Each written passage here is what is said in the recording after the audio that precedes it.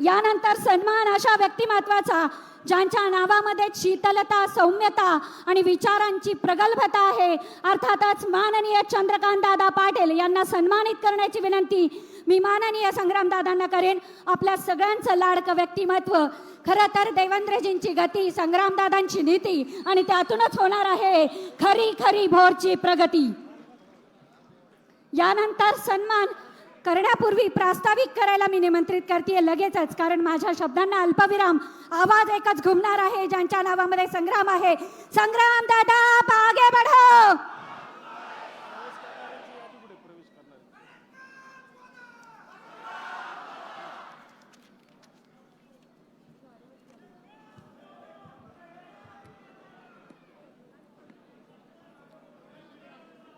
आजच्या आपल्या या भोर शहरामधील ऐतिहासिक नगरीमध्ये भोर नगर परिषद 2025 या निवडणुकीच्या प्रचाराच्या सभेच्या निमित्तानं ज्यांची आपण आतुरतेने वाट पाहत होता, असे महाराष्ट्राचे विकास पुरुष,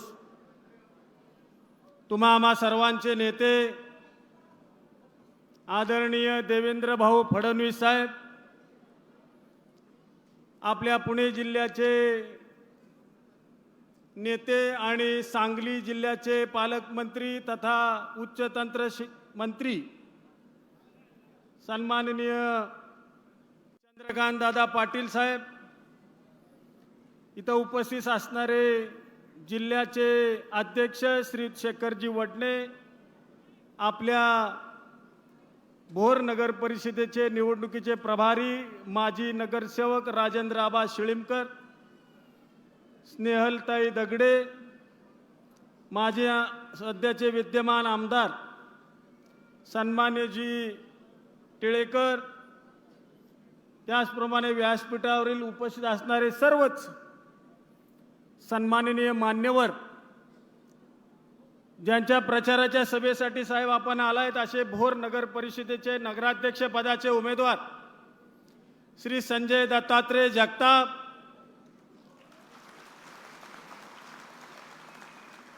त्याचप्रमाणे प्रभाग क्रमांक 1 ते 10 मधील असणारे सर्व भारतीय जनता पक्षाचे अधिकृत उमेदवार, भारतीय जनता पक्षाचे सर्व फ्रंटलचे प्रमुख, व्यासपीठावरील सर्व उपस्थित मान्यवर, सर्व इलेक्ट्रॉनिक मीडिया, प्रिंट मीडिया, त्याचप्रमाणे भोर शहरामधून आलेले, तालुक्यामधून, जिल्ह्यामधून आलेले सर्व सुजाण मतदार बंधू आणि माझ्या तरुण मित्रांनो, साहेब, प्रस्तावना करण्यापूर्वी आपलं मनापासूनचं मी अभिनंदन करतो, आभार मानतो की तुम्ही इथं येईपर्यंत बऱ्याचशा वावड्या या ठिकाणी उठवण्याचा प्रयत्न झालेला होता, परंतु मला आपली कल्पना आहे, किंबहुना आपल्यावरती माझा आत्मविश्वास आहे, पूर्ण विश्वास आहे की ज्या ज्या वेळेला आपण एकदा शब्द देता तो शब्द 100% पाळणारं नेतृत्व म्हणून आपल्याकडे सर्वजण पाहतात, हे मी सुद्धा जवळून त्या ठिकाणी पाहिलेलं आहे, अनुभवलेलं आहे. खरं तर या सर्व निवडणुकीच्या प्रक्रियेमध्ये गेली 40 वर्ष मी असेल, माझे वडील असतील, यांनी अनेक संघर्षमय परिस्थितीमध्ये या तालुक्याच्या जनतेच्या सर्वांगीण विकासासाठीचा प्रामाणिक प्रयत्न त्या ठिकाणी केलेला आहे. राजकीय दृष्ट्या आम्हाला कोणाबरोबर संघर्ष करायला लागतो हे मला वाटतं आपल्याला सांगण्याची आवश्यकता या ठिकाणी नाही. आणि म्हणून खरं तर तुमच्यासारख्या नेतृत्वाची साथ आम्हाला या ठिकाणी मिळते हे पाहिल्यानंतर जिल्ह्यामधल्या अनेक नेत्यांच्या पोटात दुखू लागले अशी परिस्थिती त्या ठिकाणी निर्माण झालेली आहे. काल सभा झाली, त्यांनी बरीच मुक्ताफळं त्या ठिकाणी वाहिली. बऱ्याचशा गोष्टींची चर्चा, उलटसुलट, आरोप प्रत्यारोप त्यांनी केले. मला एक प्रश्न त्यांना विचारावासा वाटतो, ही निवडणूक नगरपालिकेची होती का विधानसभेची होती, हा प्रश्न मला त्या निमित्तानं सातत्यानं जाणवतो. कायमस्वरूपी आलं की थोपटे कुटुंब 40 वर्षात यांनी काय केलं नाही, या तालुक्याचा कुठलाच विकास केला नाही, अशा पद्धतीची सातत्यानं ही मंडळी इथं येऊन वक्तव्य करतात. मागच्या काही दिवसापूर्वी राजगड सहकारी साखर कारखान्याच्या शासकीय थक हमीसाठी आपल्याकडे आम्ही प्रस्ताव दिला. त्या दिलेल्या शब्दानुसार जवळपास 467 कोटी रुपयाच्या कर्जाची हमी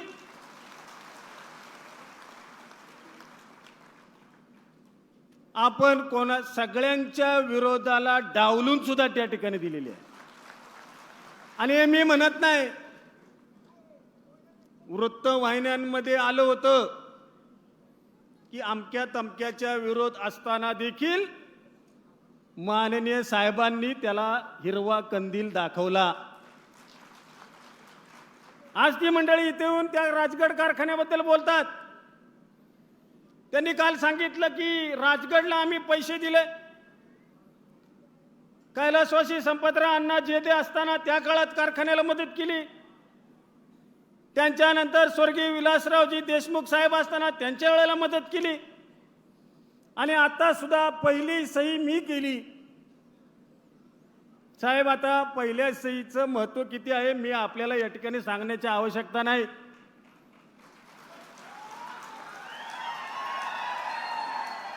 पुणे जिल्हा मध्यवर्ती बँकेमध्ये गेले 15 वर्ष मी संचालक म्हणून काम करतोय. तिथं सातत्यानं आम्ही कर्ज मागणीचा प्रस्ताव दिला, परंतु तिथं ह्यांना सही करायला कधीच वेळ त्या ठिकाणी मिळाला नाही. आज मला वाटतं तुमच्या समोर नाईलाजास्तव सही त्यांना या ठिकाणी करावी लागली, ही वस्तुस्थिती आहे. आज राज्यामध्ये युतीचं सरकार म्हणून काम करतंय. देशामध्ये भारतीय जनता पार्टी आणि मित्र पक्षांचं सरकार म्हणून देशामध्ये काम चाललंय. परंतु इथं सातत्यानं आम्हाला पाण्यात बघण्याचा प्रयत्न साहेब त्या निमित्तानं होतोय. सध्याचे विद्यमान लोकप्रतिनिधी यांनी तर बोलण्याची सर्व मर्यादा काही दिवसापूर्वी त्या ठिकाणी ओलांडली. माझ्या व्यक्तिगत कुटुंबाबद्दल, माझ्याबद्दल तर बोललेच, पण आता माझा मुलगा सुद्धा त्यांना राजकारणामध्ये अडसर ठरायला लागलाय का काय, त्याच्याबद्दल सुद्धा साहेब त्यांनी वक्तव्य केली. खरं तर आपल्याला माहिती आहे, गेल्या 4 महिन्यापूर्वी चौफुल्याच्या कला केंद्रामध्ये गोळीबाराचा जो आवाज घुमला, तो गोळीबाराचा आवाज आज या भोर राजगड मुळशीच्या जनतेच्या कानामध्ये घुमतोय. आणि या आवाजाचं उत्तर निश्चित येणाऱ्या नगर परिषदा असतील, जिल्हा परिषदा असतील, स्थानिक स्वराज्य संस्थांच्या निवडणुका असतील, त्यामध्ये ही जनता त्यांना उत्तर दिल्याशिवाय राहणार नाही, हा खरा प्रश्न या निमित्तानं आपल्याला सांगावंसं वाटतं. आमच्याकडून उमेदवाराबद्दल चिखलफेक केली. म्हणले तुमचे मटकेवाले उमेदवार आहेत, दारू धंद्यावाले उमेदवार आहेत. आमचे उमेदवार बघा कसे स्वच्छ चरित्र्याचे आहेत. साहेब, जे उमेदवार आता त्यांचे आहेत ना, ते मागच्या वर्षी आमच्या तालमीत आणि आमच्या मतदारांनी निवडून दिलेले उमेदवार आहेत. त्यांनी मागच्या 5 वर्षामध्ये त्यांच्या सौभाग्यवतीच्या वतीनं नगराध्यक्ष पदाचं काम केलं. आज ते सांगतायत तुमचं भोरच्या बद्दल, पत्रकारांनी त्यांना प्रश्न विचारला, भोरच्या बद्दल तुमचं विजन सांगा. त्यांनी सांगितलं, म्हणले आता मी भोरला 24 तास पाणी देणार. अरे मग काय बादलीने 5 वर्ष पाणी भरत होता का? ज्या वेळेला वेळेला तुम्ही पदावर होता त्यावेळेला तुम्ही ज्या नेतृत्वाच्या जीवावर, ज्या मतदारांच्या जीवावरती जनतेची तुम्हाला निवडून दिलं, त्यांनी जी कामं केली ती सांगायला तुम्हाला आज लाज वाटते का? आज तुम्ही तुमच्या स्वार्थासाठी तिकडे गेलाय. या तालुक्यामधली जनता असेल साहेब, इथली जनता निश्चित गरीब आहे, परंतु स्वाभिमानी मात्र फार मोठ्या प्रमाणातली आहे. कारण की हा छत्रपतींचा तालुका आहे. त्यांच्याबरोबर ज्यांनी स्वराज्य निर्मितीसाठी प्राणाची आहुती दिली असे आमचे हजारो शेकडो मावळे या तालुक्यामध्ये आज आहेत. आणि म्हणून खरं तर काही बऱ्याचशा गोष्टी त्यांनी सांगितल्या जातात, तुम्हालाही पुढे जायचंय, परंतु जिल्ह्याच्या आमच्या नेत्यांनी मागच्या विधानसभेला आश्वासन दिलं होतं की म्हणले या वेळेला माझा लोकप्रतिनिधी निवडून द्या, भोरच्या MIDCचा नारळ मी 1 महिन्याच्या आत फोडतो. आज साहेब 1 महिन्याचा राहिलाच, एकावरती 1 महिना झाला, 11 महिने झाले, परंतु नारळ काय अद्याप फुटलेला नाही. अहो, जे तुम्ही पूर्वी पेरलं ना तेच आज उगवलंय. ज्या 15 वर्षात आम्ही सातत्याने MIDC व्हावी म्हणून बैठका केल्या, विनंत्या केल्या, त्यावेळेला तुम्ही तुमच्या कार्यकर्त्यांनी ज्या पद्धतीने या MIDCला विरोध केला, ती मंडळी आता तुमच्या सुद्धा हाताबाहेर त्या ठिकाणी गेलीत, हे बोलणाऱ्यांनी या निमित्तानं लक्षात ठेवलं पाहिजे. खरं तर सत्तेच्या तिजोरीच्या चाव्या कोणाच्या हातामध्ये आहेत याच्याबद्दल सुद्धा काल वक्तव्य झालं. ते म्हणले चाव्या आमच्याकडे आणि तिजोरी साहेबांकडे. आणि काल तर साहेब तुम्ही आज येणार होता म्हणून का काय कुणास ठाऊक थोडंसं काल तर जरा आवर्तच घेतलं होतं.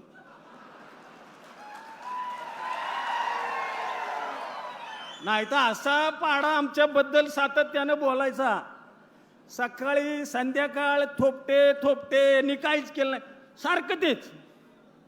आणि आमच्याही जनतेला आता ऐकून ऐकून त्याचा कंटाळा आलेला आहे, सारखं तेच. मागच्या वेळेला निवडणूक झाली लोकसभेची, त्यावेळेला सांगता सभेला हेच. त्याच्या अगोदर नगर परिषदेची झाली त्यावेळेला सांगता सभेला हेच. आत्ताची नगर परिषदेची विधानसभेत झाली त्यावेळेला हेच. नगर परिषदेची आत्ता झाली त्यावेळेला सांगता सभेला हेच. आम्ही मात्र चंद्रकांत दादा पाटलांना बोलवलं, विनंती केली, ते आले तर लगेच म्हटले ह्यांच्या पायाखालची वाळू सरकली आणि म्हणून यांनी मंत्र्यांना बोलवलं. आणि आज संपूर्ण वाळू सरकली म्हणून मुख्यमंत्र्यांना बोलवलं. अरे माझ्या पायाखालची वाळू नाही, तुमच्या तोंडचं पाणी पळाले हे का सांगत नाही? आजपर्यंत तुम्ही स्वतःच येऊन फक्त इथं भाषणं केली. या नगरीला, पुण्यनगरीला अनेक मुख्यमंत्र्यांनी या ठिकाणी पदस्पर्श त्यांचे झालेत. आज देवाभाऊंसारखं एक नेतृत्व की अखंड महाराष्ट्रामध्ये आणि दिल्ली सुद्धा त्या ठिकाणी नोंद घेईल त्यांच्या कामाचे, अशा पद्धतीचं नेतृत्व ते आज या ठिकाणी इथं आपल्याकडे आलेलं आहे. साहेब 21 जागांवरती निवडणूक आहे. मागच्या वेळेला 17+1 अशा 18 जागांवर निवडणूक होती. त्यावेळेला मी 18-0 त्या ठिकाणी करण्याचा मतदारांनी त्या ठिकाणी प्रामाणिक निर्णय दिलेला होता. आजही तुम्हाला सर्वांच्या साक्षीने सांगतो, याही वेळेला 21-0 झाल्याशिवाय ही जनता थांबणार नाही, हे मला तुम्हाला या निमित्तानं सांगायचंय. खरं तर मला जुनं आठवतंय, विधानसभेमध्ये असताना तुम्ही एकदा अधिवेशनामध्ये माझ्याबद्दल वक्तव्य केलं होतं, ते मला मुद्दामून आठवते. तुम्ही वक्तव्य केलं होतं की संग्राम थोपटेंची चिठ्ठी निघाली, चिठ्ठी डिस्पॅच झाली, चिठ्ठी आली, कुठं अडली. आता हे सगळं तुम्हाला माहिती आहे, मी काय सांगायची आवश्यकता नाही. परंतु आपण सांगितलं होतं त्यावेळेला की जर संग्राम थोपटेंना तुम्हाला न्याय देता येत नसेल तर मला न्याय द्यावा लागेल. हा न्याय खऱ्या अर्थानं तुम्ही राजगडच्या कर्ज मंजुरीच्या निमित्तानं दिलेला आहे. हे मला विशेष करून आदरपूर्वक आपल्याला सांगावंसं वाटतं. माझी एकच माफक अपेक्षा आपल्याला या निमित्तानं आहे. गेले अनेक दिवस बेरोजगारीचं जे सावट आमच्या तरुण पिढीवरती या तालुक्यामध्ये आहे, कारण की या शहरामध्ये 90% कॉन्क्रीटचे रस्ते केले, जलतरण तलाव केला, पाण्याची योजना केली, नवीन मार्केटची उभारणी आपण करतोय. अनेक करोड रुपयाची जवळपास 103 कोटी रुपयापेक्षाची जास्त कामं मागच्या 5 वर्षामध्ये आम्ही केली. आणि साहेब, ही कामं करताना पुणे जिल्ह्याच्या नेतृत्वाच्या सही शिवाय केली, हे मला मुद्दामून सांगायचं. कारण की त्यांनी आमच्या ह्याच्यावर कुठली सही कधी केलीच नाही. माझी एकच विनंती या निमित्तानं आपल्याला आहे की या नगर परिषदेच्या निवडणुकीनंतर, आचारसंहिता संपल्यानंतर या भोर तालुक्यामधील तमाम तरुणांच्या रोजगाराच्या, बेरोजगारीच्या संदर्भातला जो विषय आहे, तो विषय सोडवण्यासाठी आपल्याला माझी कळकळीची आणि हात जोडून विनंती या निमित्तानं आहे. कारण आपण सर्वोच्च नेते आहात. आपण ठरवलं तर एका मिनिटात हा प्रश्न निकाली निघू शकतो. बाकीचे इथे कुणी किती येऊन धावा काढल्या तरी काही उपयोग नाही. तुमचा एकच सिक्सर त्या ठिकाणी कामाचा आहे. आणि त्यात एक प्रामाणिक विनंती आहे, तो MIDCचा विषय तर आपण 100% सोडवाल याच्याबद्दल माझ्या मनात शंका नाही. परंतु ह्यांच्या सहीशिवाय तो सोडवा ही आग्रहपूर्वक विनंती आहे. नाही तर येऊन इथं परत ते सांगतील पहिली माझी सही होती. यांची पहिली पण नको आणि शेवटची नको. आता साहेब, मंत्रालयीन कामकाजामध्ये पहिली सही कोणाची असती मी सांगायची गरज आहे का टिप्पणीवर? नाही, माफ करा, मी कोणाबद्दल काही बोलू इच्छित नाही. परंतु पहिली सही टिप्पणीवर कोण करतो आणि अंतिम सही कोणाची होते? आणि मग कशासाठी सांगायचं, काय सांगायचं? ठीक आहे, युतीमधले तुम्ही घटक आहात, युतीमध्ये बरोबर आहात. अरे पण आम्ही तुम्हाला मानतोय, पण तुम्ही आम्हाला मानायला तयार नाही ना. आम्ही तुम्हाला मानतोय युतीतले घटक आहात, पण तुम्ही आमच्याकडे कायमच वक्र दृष्टीने पाहत असाल तर हा सुद्धा मावळी मुलूक आहे आणि हा मावळा आहे. मॉडेल पण वाकणार नाही अशी इथली संस्कृती आहे. आणि जर का कोण, आता काय झाले साहेब, काय विद्यमान आहेत ना, काल 2-4 दिवस झाले 5-6 गाड्या घेतात, बाहेरची लोक गोळा करतात आणि गल्ली गल्लीत फिरतात. इथं काय माणसांचा प्रतिसाद मिळत नाही. मग उमेदवारांनी तर जवळपास सोडून दिलेले आशा समोरच्या त्यांच्या. आता वस्तुस्थिती अशी झाली की एका मतावरती वरच्या पदाला मागतायत. म्हणले आमचं तेवढं बघा. अरे पण हे तुझं नाव रामाचं करणी रावणाची कशासाठी पाहिजे तुझी? हे तू कशासाठी चालले तुमचं? साहेब, उमेदवाराची तर अशी परिस्थिती आहे की तुम्ही जर भेटले तर उमेदवार त्यांचा समोरचा असा आहे की लगेच असा पाया पडतो. आता ते पाय पडतोय का पाय ओढतोय हेच कळत नाही. आणि आमच्याकडे होता त्यावेळेला चांगला नव्हता आणि तिकडं गेला की स्वच्छ प्रतिमेचा झाला. अरे काय चाललंय काय? आणि किती खालच्या पातळीची टीका, कसं सहन करणार? फक्त साहेब तुम्ही असल्यामुळं थोडंसं कंट्रोल येतोय मला आणि तो मी पाळलाय. नाही तर मी खरं सांगतो ना, आज तर कपडे काढून फडात उतरणारच होतो. काय झाले, आमचे कार्यकर्ते म्हणायला लागले, अहो दादा का बोला ना. मी म्हणलं अरे हो जरा शांत घ्या. नाही म्हणले तुम्ही काहीच बोलत नाही आणि त्याच्यामुळे त्यांचं भावलंय. अरे म्हणलं हो बोलू आपण. पण काय होते साहेब, कार्यकर्त्यांचा जो संयमाचा बांध फुटलेला आहे. काही कसल्याही पद्धतीचं वक्तव्य ह्याचा निश्चित निर्णय उद्याच्या येणाऱ्याच्या निवडणुकीच्या निमित्तानं आपल्याला घ्यायचा आहे. उद्याची 2 तारखेची निवडणूक हे भविष्य काळातल्या 5 वर्षामध्ये भोर शहराचा कारभारी, आपल्या प्रभागाचा कारभारी निवडण्याची निवडणूक आहे. आणि म्हणून काही लोक बोलतात जरा खाली असेल, वर असेल, वरचा असेल, खालचाच असेल. काय नाही, पॅनल टू पॅनल. काही लोक म्हणतात नाही खाली असं करू, वर असं करू. मी सगळ्यांना विनंतीपूर्वक सांगतो, एकच मशीन त्या ठिकाणी मतदान केंद्रावरती आहे त्या प्रभागामधलं. त्याच्यामध्ये नगराध्यक्ष पदाचे वरती उमेदवार आहेत, खाली नगरसेवक पदाचे उमेदवार आहेत. काय खालचं वर बटन करायला गेला की चुकणार आहे सगळं. ज्या ठिकाणी कमळ चिन्ह आहे त्याच्या समोरचं बटन दाबायचं, बाकी काही बघायचीच गरज नाही.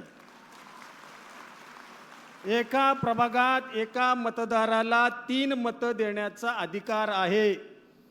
3 कमळाची चिन्ह जिथं दिसतील त्याच्या समोरचं बटन दाबा आणि उद्याचा भोरचा भविष्यकाळ आपण सर्वांनी उज्ज्वल करण्यासाठी भारतीय जनता पार्टीचे सर्वच्या सर्व 21 उमेदवार आपण निवडून द्या, ही आग्रहाची विनंती करून इथं थांबतो. जय हिंद, जय महाराष्ट्र.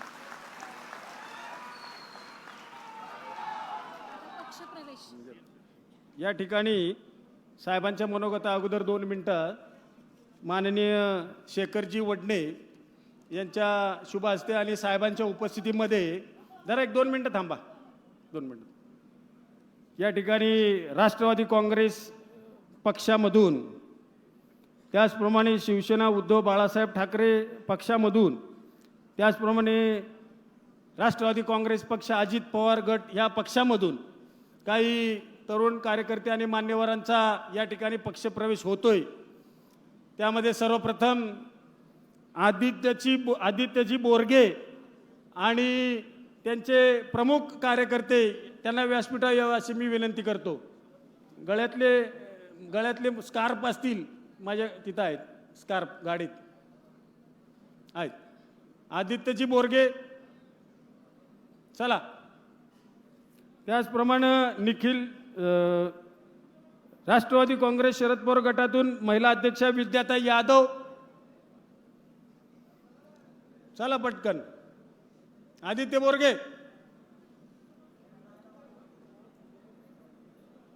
चला. त्यानंतर इथं बसा, तुम्ही बसा खाली इकडे. अतुल शेठ इथे येतील ना वरती. चला. त्यानंतर पैलवान शुभम शेखर शेटे भोंगवली, त्याचप्रमाणे निखिल किरण भांडे भोंगवली, प्रेम हेमंत ताठे, सागर दत्तात्रय शिरगावकर, शैलेश प्रकाश गायकवाड इत्यादी सर्व मान्यवरांचा या ठिकाणी इथं जाहीर प्रवेश होत आहे. माननीय शेखरजी वडणे साहेब, त्याचप्रमाणे लाडके मुख्यमंत्री आदरणीय फडणवीस साहेब, त्याचप्रमाणे चंद्रकांत दादा पाटील साहेब यांच्या प्रमुख उपस्थितीमध्ये या ठिकाणी प्रवेश होतोय. मनपूर्वक धन्यवाद. माननीय दादांचं मनोगत म्हणजे खऱ्या अर्थाने खुद ही कोकर बुलंद इतना कि खुदा भी बंदे से पूछे कि बोल तेरी रजा क्या है. एकदा जोरदार कडकडाट टाळ्यांचा माननीय संग्राम दादांसाठी. पक्षप्रवेश तिकडे चालू आहे आणि खऱ्या अर्थाने कमळ फुलवण्यासाठी उभा भोरचा सर्व मतदार संघातील मतदार आज उभा आहे आणि उद्या कमळ सगळीकडे फुलणार आहे. ज्यांनी संजय या नावाला खऱ्या अर्थाने सिद्ध करण्याला सज्ज आहेत, दूरदृष्टिकोन असणारे, कुरुक्षेत्रावर घडणाऱ्या गोष्टी दूरदृष्टीने धृतराष्ट्राला सांगणारा नाव ज्या मानावामध्ये आहे ते आपल्या भोरच्या विकासाची दूरदृष्टी ठेवून सज्ज झाले आहे. जोरदार टाळ्यांचा कडकडाट.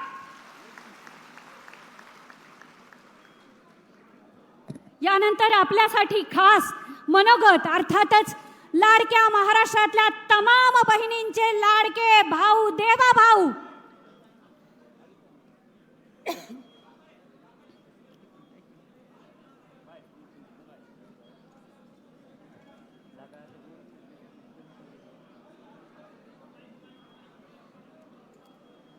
शांत, संयमी, सोज्वळ आणि एकवचनी एक बाणी ज्या नावाला साजेस भोरत आपल्या भोर तालुक्याची परा आणि प्रथा परंपरा वारसा आहे श्रीरामाचा, त्या श्रीरामाचा अंश खऱ्या अर्थाने स्वतःमध्ये समाहित करून राज्य करण्यासाठी सज्ज असलेले आणि म्हणूनच फक्त म्हणत नाहीत तर येतात तीनदा आम्ही पुन्हा येणार राज्यातही येणार आणि भोरमध्येही पुन्हा येणार.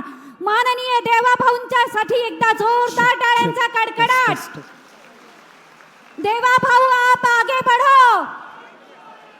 महिलांचा आवाज. देवाभाऊ आप आगे बढ़ो. संग्राम दादा आप आगे बढ़ो. संजय भाऊ आप आगे बढ़ो. आणि आता यानंतर माननीय मुख्यमंत्री देवेंद्रजी फडणवीस. भारत माता की, भारत माता की, छत्रपती शिवाजी महाराज की, धर्मवीर छत्रपती संभाजी महाराज की. जय भवानी, जय भवानी, जय जय जय जय जय भवानी, जय जय जय जय जय शिवाजी. हिंदवी स्वराज्याचे सरसंस्थापक छत्रपती शिवरायांना मानाचा मुजरा करतो. भारतीय राज्यघटनेचे शिल्पकार भारतरत्न डॉक्टर बाबासाहेब आंबेडकर यांना मानवंदना अर्पित करतो. आज भोरच्या या प्रचार सभेच्या निमित्ताने मंचावर उपस्थित असलेले मंत्रिमंडळातील आमचे सहकारी, राज्याचे उच्च व तंत्र शिक्षण मंत्री माननीय चंद्रकांत दादा पाटील, आपल्या सर्वांचे लाडके नेते आणि ज्यांनी आपल्या नावाप्रमाणे वर्षानुवर्ष संग्राम करून या भोरला विकासामध्ये अग्रणी ठेवण्याचं काम केलं, ते माझे मित्र संग्रामदादा थोपटे, आमदार योगेशजी टिळेकर, शेखरजी वडणे, स्नेहलताताई दगडे, संतोषजी घावले, रवींद्र कंक, पल्लवीताई फडणीस, बाळासाहेब गरुड, जीवनप्पा कोंडे, पोपटराव सुके, आनंदराव आंबवले, अतुलभाऊ केंद्रे, स्वरूपाताई थोपटे, आमचे या निवडणुकीचे प्रभारी राजेंद्र आबा शिळमकर, वैशालीताई सणस, समीरजी मारणे, सुनीलजी जागडे, विठ्ठलराव आवाळे, राजूभाऊ रेणुसे, हनुमंत चव्हाण आणि या भोरच्या निवडणुकीमध्ये अध्यक्षपदाचे आपले उमेदवार संजय भाऊ जगताप आणि सर्व आपले नगरसेवक पदाकरता उभे असलेले उमेदवार, मंचावरील सर्व मान्यवर आणि या ठिकाणी उपस्थित सर्व माझ्या माता भगिनी आणि बंधूंनो, आज मला अतिशय आनंद आहे की छत्रपती शिवरायांच्या पुनीत स्पर्शाने पावन झालेल्या या भोरच्या भूमीमध्ये आपल्या सर्वांचं दर्शन घेण्याची संधी मला मिळाली. त्याबद्दल मी खरोखर आपल्या सर्वांना प्रणाम करतो. संग्रामदादांनी मला सभेकरता निमंत्रण दिलं. मी म्हटलं, दादा एक संग्रामी काफी आहे, मला कशाला बोलवता? तुम्हाला कोणाची गरज नाही, तुम्हीच काफी आहात. या ठिकाणी नगरपालिका निवडून येणार आहे. पण ते म्हणाले, नाही, आमच्या कार्यकर्त्यांना त्या ठिकाणी आनंद होईल म्हणून तुम्ही या. आमच्या भोरकरांना, मी भारतीय जनता पक्षामध्ये आल्यानंतर आपल्या सगळ्यांना एकत्रितपणे बघण्याची इच्छा आहे आणि म्हणून तुम्ही या ठिकाणी या. आणि म्हणून खरं म्हणजे संग्रामदादांच्या आग्रहाखातर आपल्या सगळ्यांचं दर्शन घेण्याकरता या ठिकाणी मी आलो. जसं दादांनी सांगितलं, मी मागच्याही काळात हे बोललो होतो, कारण वर्षानुवर्ष मी बघतोय संग्रामदादा प्रामाणिकपणे लोकसभा आली की काम करतात, विधानसभेमध्ये पूर्ण मेहनत करतात, पण जेव्हा जेव्हा संग्रामदादाचा नंबर येतो त्यावेळी चिठ्ठी कुठे गायब होते समजतच नाही. एखाद्या व्यक्तीने किती अन्याय सहन करायचा त्याचं उदाहरण म्हणजे संग्रामदादा आहेत. आणि म्हणून मी विधानसभेत तर बोललोच, पण बाहेरही मी त्यांना सांगितलं होतं, दादा तिकडे तुम्हाला न्याय मिळू शकत नाही, कारण हा इतिहास आहे. अनंतरावजींसोबत काय झालं हेही महाराष्ट्राने बघितलेलं आहे. आणि तुम्ही पण अनेकांच्या डोळ्यात खूपत असतात, त्याच्यामुळे तुम्ही आता आमच्यासोबत येऊन जा. आणि ज्यावेळी त्यांची आणि आमची चर्चा झाली, त्या चर्चेच्या वेळी मी म्हटलं, दादा काही तुमच्या अटी असतील तर सांगा, आपण चर्चा करू. म्हणाले माझ्या काही अटी नाहीत, मला दोनच गोष्टी तुमच्याकडनं हव्या. एक, माझ्या शेतकऱ्यांकरता माझा राजगड कारखाना वाचला पाहिजे. माझ्या शेतकऱ्यांना न्याय देण्याकरता हा कारखाना आहे, अन्यथा कोणाच्या तरी तोंडी माझ्या शेतकऱ्यांना दिल्यासारखं होईल. ते माझा राजगड कारखाना तुम्ही वाचवा. आणि दुसरं, माझ्या या भोर मतदारसंघातले जे तरुण आहेत त्या तरुणांच्या हाताला मला काम द्यायचं आहे. आणि म्हणून या ठिकाणी MIDC तुम्ही मला द्या. मी आज खरं म्हणजे हे सांगण्याकरता आलो, कारखान्याला तर 467 कोटी रुपये आपण दिले आहेत. आणि तुम्ही दादा सह्यांची चिंता करू नका.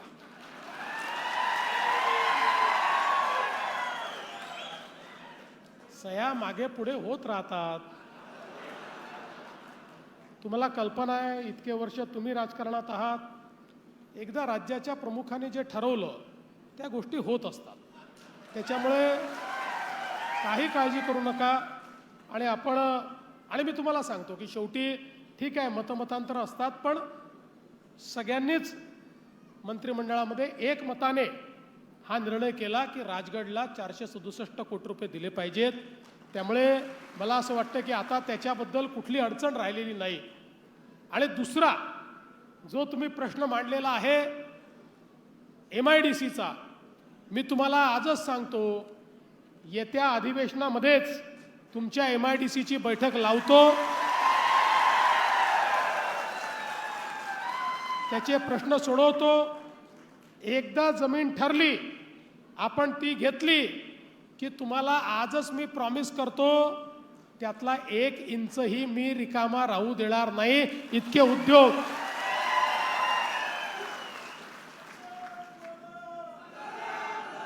पुणे जिल्ह्यामध्ये MIDCच करावी लागते. उद्योग ऑटोमॅटिक येतात, कोणी थांबत नाही.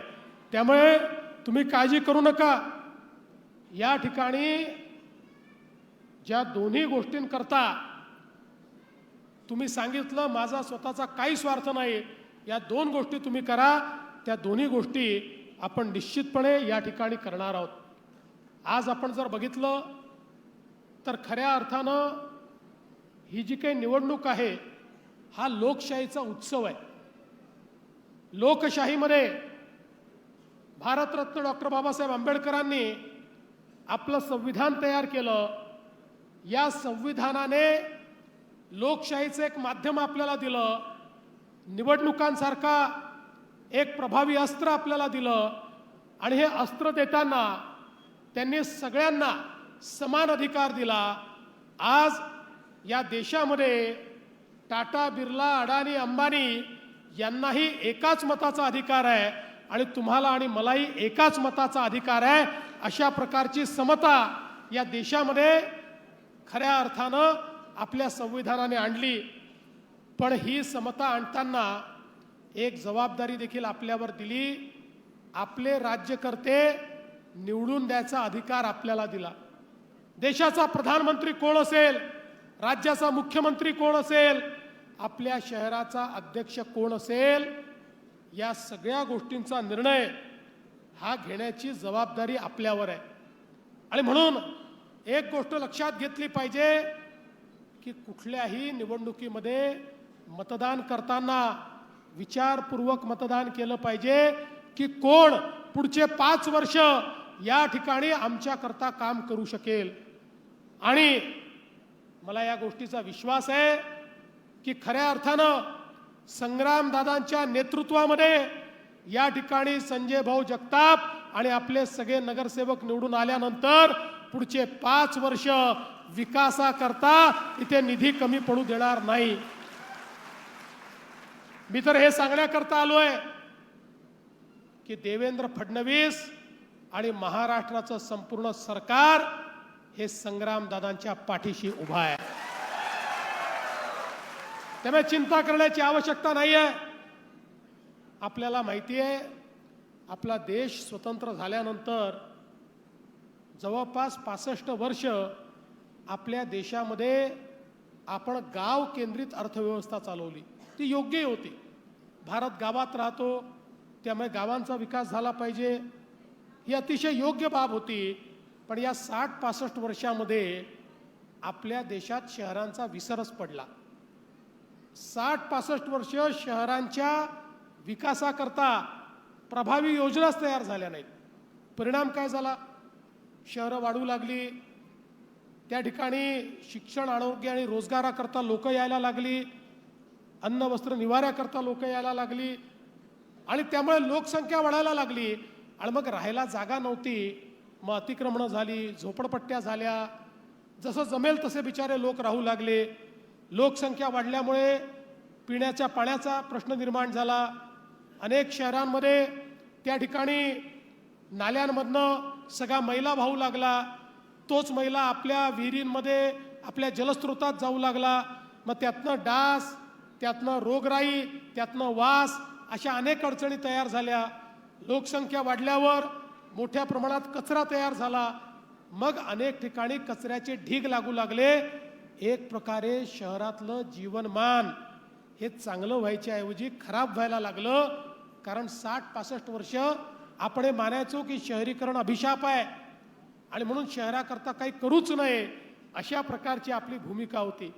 पण या देशामध्ये 2014 साली माननीय मोदी साहेब ज्यावेळी देशाचे प्रधानमंत्री झाले त्यावेळी मोदी साहेबांनी सांगितलं भारताचा विकास हा जसा गावाचा विकास आहे तसा शहराचा विकासही आपल्याला करावा लागेल. कारण देशाच्या GDPच्या 65% GDP हा शहरांमध्ये तयार होतो. वस्तू आणि सेवांचं निर्माण हे शहरामध्ये होतं. आरोग्य आणि शिक्षणाच्या संधी या शहरात तयार होतात. रोजगाराच्या संधी या शहरात तयार होतात. आणि म्हणून शहरामध्ये राहणारे गरीब, शहरात राहणारे निम्न मध्यमवर्ग आणि मध्यमवर्गीय यांच्या जीवनामध्ये परिवर्तन करणारं इन्फ्रास्ट्रक्चर तयार करावं लागेल. त्यांना आपल्याला गुणवत्तापूर्ण जीवन द्यावं लागेल. शहरामधल्या व्यवस्था आपल्याला उभ्या कराव्या लागतील. त्यातनं नव्याने संधी तयार होतील. त्यातनं नवीन रोजगार निर्माण होईल. आणि म्हणून या देशामध्ये पहिल्यांदा मोदीजींनी शहराकरता योजना आणल्या. आपण जर महाराष्ट्राचा विचार केला तर महाराष्ट्रामध्ये 6.5 कोटी लोक महाराष्ट्रातल्या 40,000 गावांमध्ये राहतात आणि तेवढेच 6.5 कोटी लोक महाराष्ट्रामध्ये भोरसारख्या 400 शहरांमध्ये राहतात. म्हणजे 40,000 गावात 50% लोक आणि 400 शहरांमध्ये 50% लोक. या शहरांमध्ये राहणाऱ्या 50% लोकांकरता व्यवस्था उभ्या करायच्या याकरता मोदीजींनी पहिल्यांदा विचार केला आणि देशाच्या अर्थव्यवस्थेमध्ये पहिल्यांदा योजना तयार झाल्या. स्मार्ट सिटीची योजना, अमृत शहरांची योजना, स्वच्छ भारत शहरी योजना, प्रधानमंत्री आवास शहरी योजना, हर घर जल शहरी योजना, अशा अनंत योजना या ठिकाणी तयार करून लाखो कोटी रुपये मोदीजींनी शहरांच्या विकासाला देणं सुरू केलं. आज जर आपण एकट्या महाराष्ट्राचा विचार केला तर अमृत शहरांकरता महाराष्ट्रामध्ये मोदीजींनी 50,000 कोटी रुपये आपल्याला दिले आणि आज वेगवेगळ्या शहरांमध्ये त्याची कामं चालली आहेत. आपला प्रयत्न आहे प्रत्येक शहरामध्ये प्रत्येक घरी शुद्ध पिण्याचं पाणी 365 दिवस आलं पाहिजे. शहरातलं सांडपाणी भुयारी गटाराच्या माध्यमातून STP पर्यंत गेलं पाहिजे. त्या ठिकाणी त्याच्यावर प्रक्रिया झाली पाहिजे. त्यातला मैला वेगळा करून त्याचं खतात रूपांतर झालं पाहिजे आणि केवळ शुद्ध पाणीच नदी नाल्यामध्ये आपण सोडलं पाहिजे. आपल्या प्रत्येक शहरामध्ये घनकचऱ्याचं व्यवस्थापन झालं पाहिजे. आज हजारो कोटी रुपये त्याकरता आपण देतो आणि हा घनकचरा एकेकाळी आपली लायबिलिटी होता, आता तो आपली लायबिलिटी राहिलेला नाही. घनकचरा ही आता आपलं ॲसेट झालेला आहे. आता कचऱ्यापासनं कोळशाचे पॅलेट्स आपण तयार करतो, कचऱ्यापासून आपण खत तयार करतो, कचऱ्यापासून आपण गॅस तयार करतो, कचऱ्यापासून आपण विद्युत निर्मिती करतो. परवाच आपल्याला माहिती आहे, मागच्या वर्षी पिंपरी चिंचवड महानगरपालिकेमध्ये आपल्या प्रधानमंत्र्यांच्या हस्ते आपण कचऱ्यापासून विद्युत निर्मितीचा कार्यक्रम देखील सुरू केला. आणि म्हणून प्रत्येक शहरातला कचरा पूर्णपणे जमा झाला पाहिजे आणि तो डंप न होता त्याच्यावर प्रक्रिया झाली पाहिजे. अशा पद्धतीनं योजना आपण आज या ठिकाणी आणलेल्या आहेत. आणि हे सगळं करत असताना आपल्याला माहिती आहे, आपण प्रधानमंत्री आवास योजनेच्या माध्यमातून शहरात राहणारे बेघर असतील, गरीब असतील, झोपडपट्टीमध्ये राहणारे लोक असतील, यांना घर बांधण्याकरता पैसे देतो. पण आमच्या लक्षात आलं, अनेक शहरामध्ये लोक अतिक्रमण करून राहतात, त्यांच्याकडे त्या ठिकाणी जमिनीची मालकी नसल्यामुळे त्यांना योजना मिळत नाही. 2 महिन्यापूर्वी आपण निर्णय केला, सगळ्या शहरांमध्ये रहिवासी राहण्याकरता ज्या ज्या लोकांनी अतिक्रमण केलं आहे किंवा झोपडी बांधली आहे त्या सगळ्यांना त्यांचं अतिक्रमण नियमित करून मालकी हक्काचा पट्टा आपण देणार आहोत. आणि त्यासोबत पक्क घर बांधण्याकरता 2.5 लाख रुपये देखील आपण देणार आहोत. कारण मोदीजींनी सांगितलं आहे, एकही गरीब बेघर राहू नये, प्रत्येक गरीबाला घर मिळालं पाहिजे. आणि म्हणून अनेक योजना या ठिकाणी आहेत. आता उद्यानांच्या योजना आहेत, खेळाच्या मैदानांच्या योजना आहेत, या ठिकाणी दवाखान्यांच्या योजना आहेत. या वेगवेगळ्या योजनातनं आपलं शहर कसं चांगलं करता येईल हा आपल्याला प्रयत्न पुढच्या काळामध्ये करावा लागणार आहे. खऱ्या अर्थानं आपण जर बघितलं तर आज राज्यामध्ये सरकार चालवत असताना आपण अनेक निर्णय घेतले. आरोग्याच्या संदर्भात महात्मा फुले जनआरोग्य योजना सुरू केली. या योजनेमध्ये मी निर्णय केला, 5 लाखापर्यंत सगळ्यांना, रेशन कार्ड कुठलंही असो, सगळ्यांना मोफत इलाज देण्याचा निर्णय आपण केला.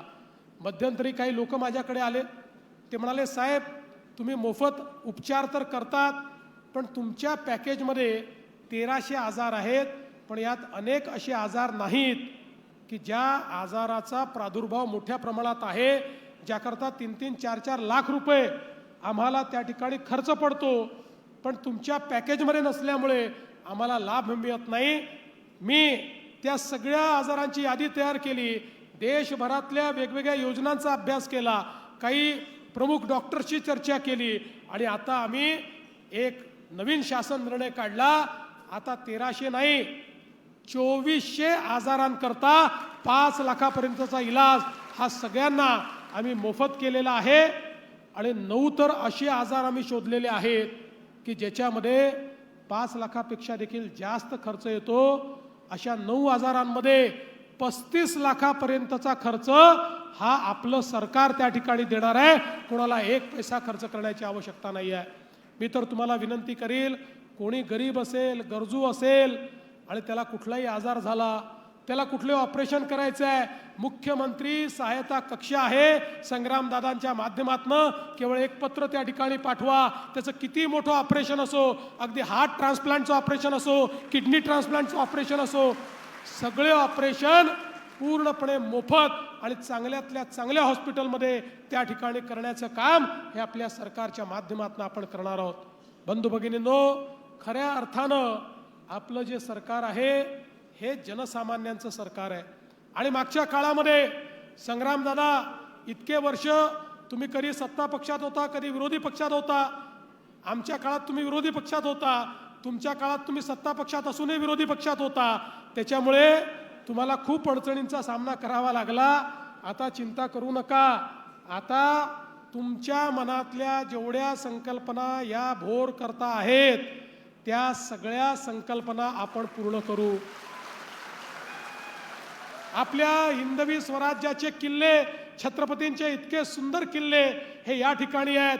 त्या किल्ल्यांच्या माध्यमातून इथली जी जैवविविधता आहे त्याच्या माध्यमातून पर्यटनाच्या मोठ्या संधी या ठिकाणी आहेत, त्या संदर्भात देखील पुढच्या काळामध्ये तुम्ही पुढाकार घ्या. तुम्हाला पूर्ण मदत करण्याचं काम हे राज्याचं सरकार करेल, हे देखील या निमित्ताने मी आपल्याला सांगतो. शेवटी आपल्याला कल्पना आहे, आम्ही भाषण देऊन निघून जाणारे लोकांपैकी नाही आहोत. जे बोलतो ते करणाऱ्यांपैकी आम्ही आहोत.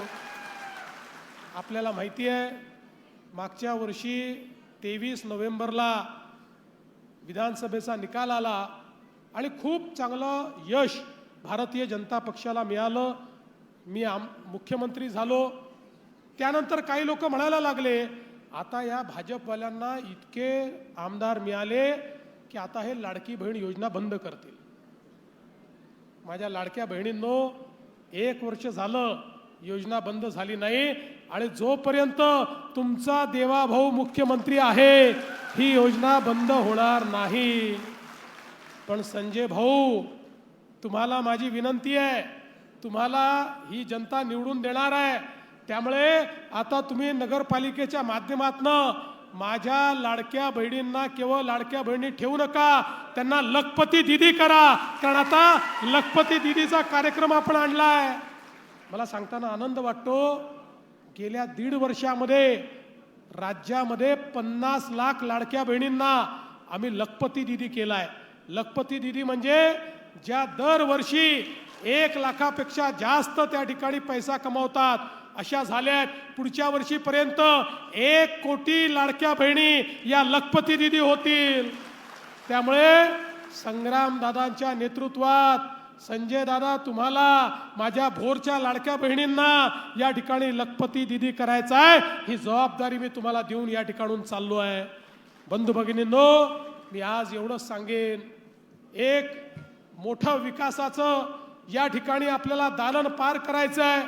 संग्रामदादांसारखा एक मजबूत नेता आणि त्याच्यासोबत पुन्हा एकदा आपलं सरकार, मी असं म्हणेन की आता योग्य ठिकाणी दादा आलेले आहेत. त्यामुळे त्यांना पूर्ण ताकद आणि पूर्ण शक्ती ही आम्ही त्या ठिकाणी देऊ. तुमचाही आशीर्वाद आधीपेक्षा जास्त हा दादांच्या पाठीशी तुम्ही उभा करावा ही तुम्हाला विनंती करतो. आणि उद्याला विसरू नका, उद्याला कमळाचं बटन जिथे जिथे दिसेल, मतदार बूथमध्ये गेल्यानंतर इकडे तिकडे पाहायचंच नाही, मशीनवर जेवढे कमळं दिसले तेवढे दाबून टाकायचे, बाकी काहीच करायचं नाही आणि बाहेर यायचं. त्यामुळे शेवटी जाता आता एवढीच विनंती करतो, उद्याच्या दिवसभर तुम्ही आमची काळजी घ्या, पुढचे 5 वर्ष आम्ही तुमची काळजी घेऊ हा विश्वास तुम्हाला देतो आणि माझं बोलणं संपवतो. धन्यवाद. जय हिंद, जय महाराष्ट्र, छत्रपती शिवाजी महाराज की. मनपूर्वक धन्यवाद. माननीय मुख्यमंत्री महोदयांना विनंती आहे.